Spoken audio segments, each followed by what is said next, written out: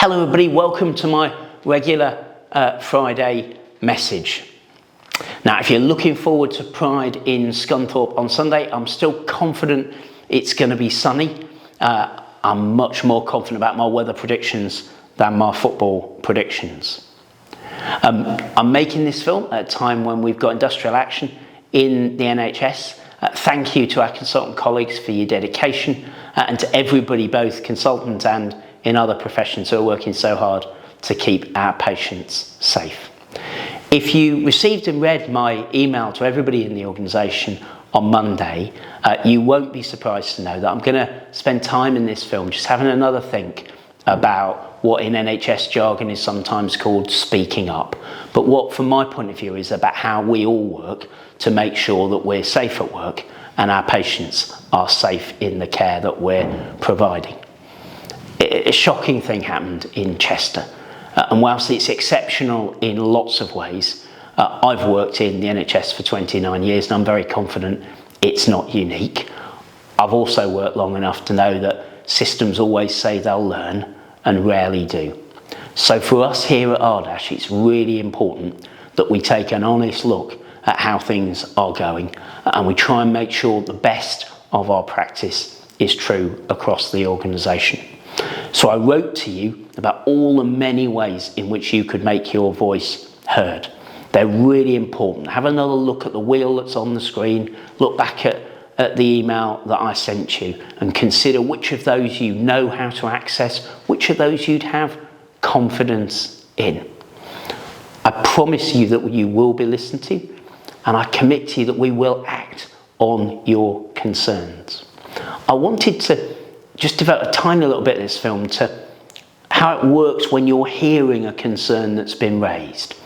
Because let's be honest, as a manager, sometimes what happens is that you think more about the person voicing it than you do what they're saying.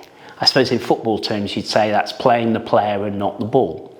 What that means in my working life, if I go back a wee while, was the person who used to voice concerns to me every single week. And sometimes those concerns weren't quite accurate.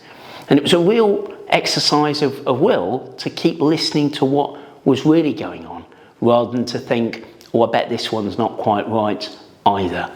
So really important message to all of us as leaders and as managers and as listeners to keep hearing. And even if the last time something was raised as a concern, it turned out not quite to be how it appeared, to be sufficiently curious to keep looking and to keep asking.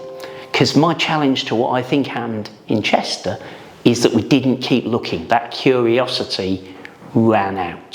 So there's something here for me as an organisation about how we are prepared to ask questions of each other, ask questions about our practice. Raising a concern isn't saying, I'm absolutely certain something is wrong. It's asking us to have a look at something that seems awry. Sheila Lloyd put it really well. Go with your gut. Have a think about whether there are things happening in and around where you work where you're not sure about the safety or, for that matter, the probity of what is going on, and be prepared to come forward. A number of you, since I wrote on Monday, have come forward to talk with me. Some of you who've raised concerns in a number of places, and I'm, if you like, at the last chance saloon. You're always welcome to do that. As a board, I assure you we are very serious about that curiosity and about following things where they need to go to get to the point where we understand if something's going wrong and why it's going wrong. That's why, for example, we've got James Hatfield, our Freedom to Speak Up guardian, coming to talk openly with the board in September. We'll come back to this subject a few times in the next few months when the spotlight of media publicity has gone. We'll still be talking about it. Please reflect on what I've said. I want to be part of, and I hope you do, an organisation that is very, very serious about chasing down issues of safety, taking them seriously and reducing risk. Thanks very much for listening, and I do hope you have a good bank holiday.